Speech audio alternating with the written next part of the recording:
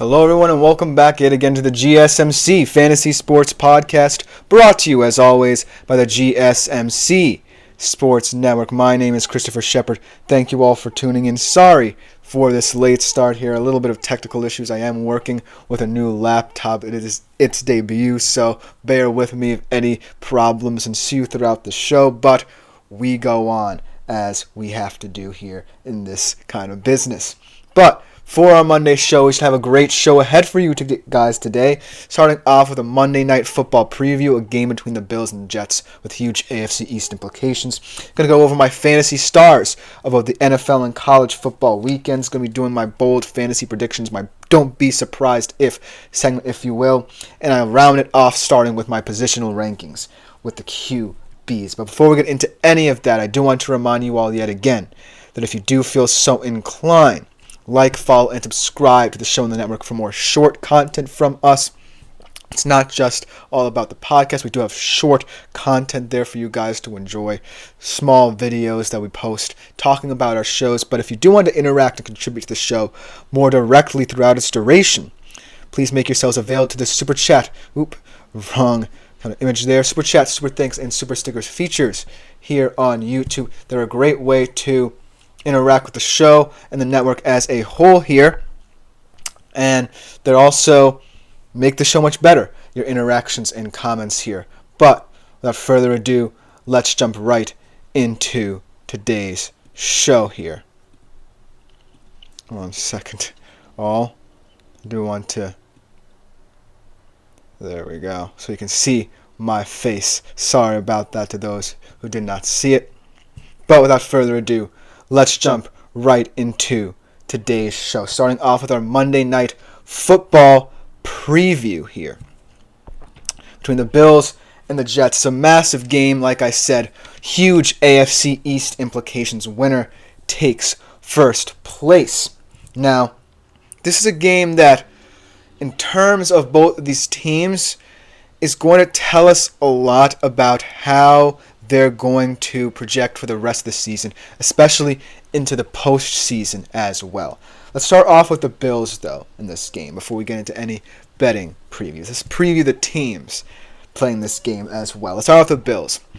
The Bills have generally looked like one of the NFL's sneakiest teams in terms of putting together the best performances we've seen out of anyone in the AFC, but they've also put together some stinkers as well, including stinkers from their QB, Josh Allen, which we've seen before. We've seen kind of this narrative surrounding Josh Allen and what he brings to this team week in, week out, whether it be superhero-like performances or performances where he's not performing up to his lofty standards.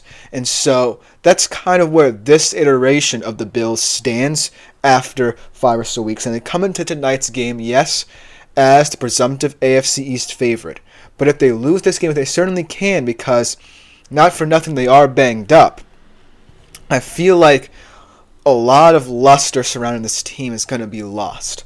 And I feel like the hope and optimism surrounding what we saw early on from the Bills was that Josh Allen didn't have to do too much.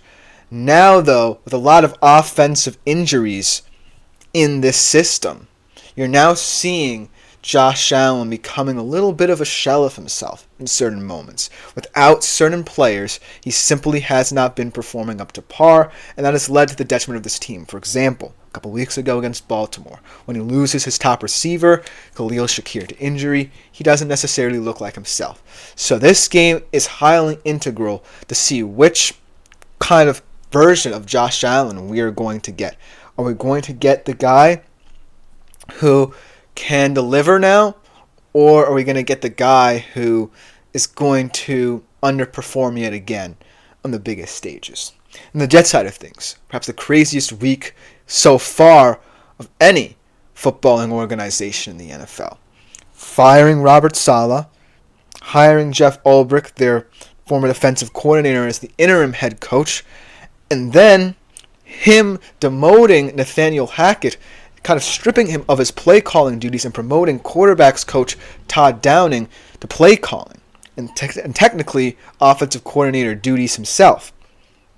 So this whole kind of narrative surrounding this iteration of the New York Jets is one of weirdness, one of tension, perhaps one of turmoil that we weren't necessarily predicting to start the season.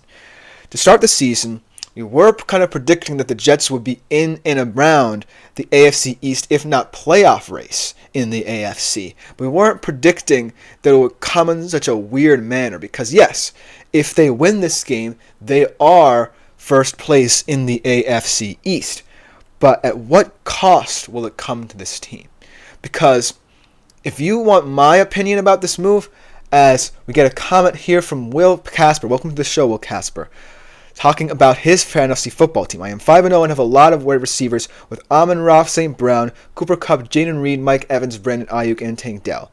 He's asking if he wants to trade Mike Evans and Jaden Reed for Tyreek.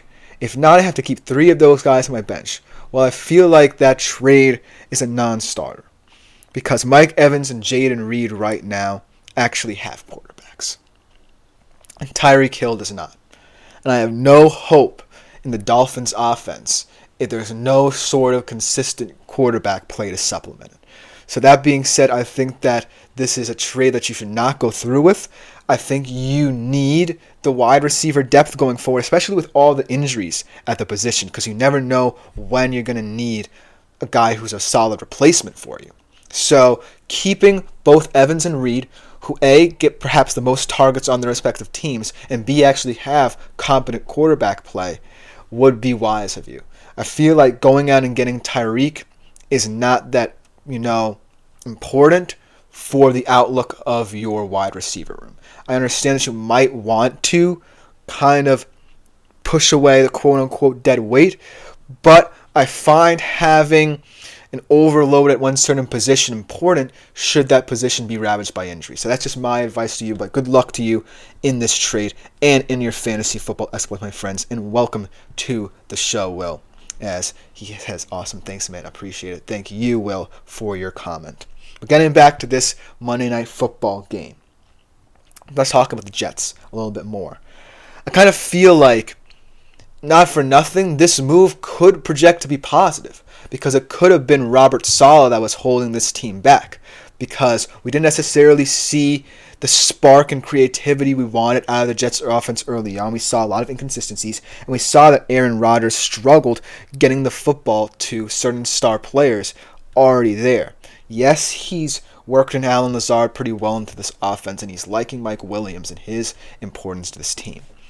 But I kind of feel like it limits this offense when it's going through certain players. If you can't get Garrett Wilson going, then you're not unlocking the best parts of your offense. If you can't get the run game going, most importantly, the protection for Aaron Rodgers weakens week in, week out.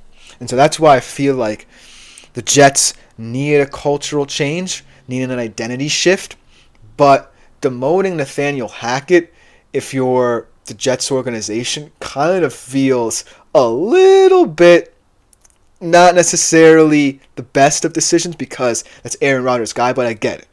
You kind of need to change something about how the offensive approach is looking. And if it's demoting Nathaniel Hackett, then so be it, but I kind of feel like that's a little bit harsh this early in the season. Yes, we've seen time in time out that Nathaniel Hackett can't work with certain players, but if he's the key to unlocking Aaron Rodgers, then you need to kind of keep him around. Yes, I kind of get that sentiment, but overall, that's just my opinion on it. But let's get into the general betting consensus and most importantly, my pick for this game. The Jets are actually 2.5-point favorites at home, and kudos to MetLife Stadium for hosting 2 consecutive primetime games for this season. Kudos to them. Over-under 40.5. New York Jets plus 115. Buffalo minus 135 to win this game. So as you can see, a little bit of discrepancy between the Jets being favorites and the money lines for this game as well. But overall, if you are asking for my personal pick in this game, I'm leaning Jets here. And the reason why is this.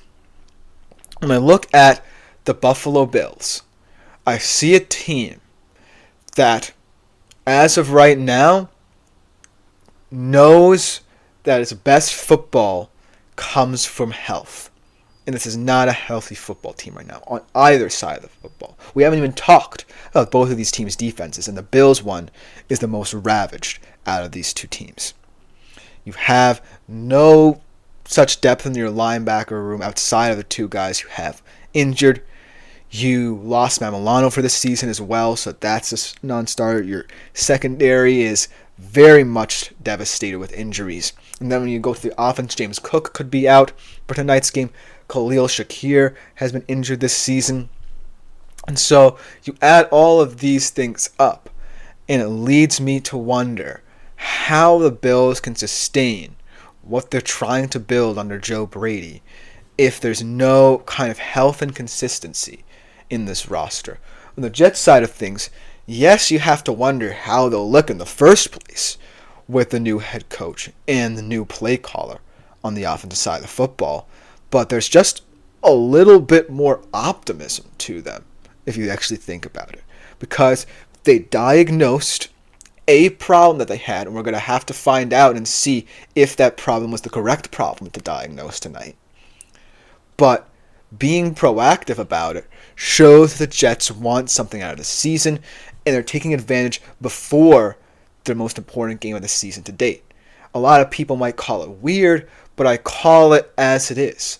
It's a move to get you prepared to contend, because right now, I don't think that Jets team could have contended this game or played well in this game with Robert Saleh.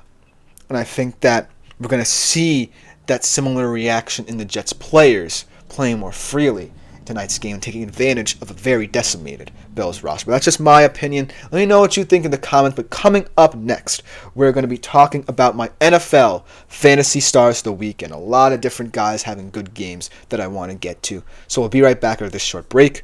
Do not go anywhere. I feel like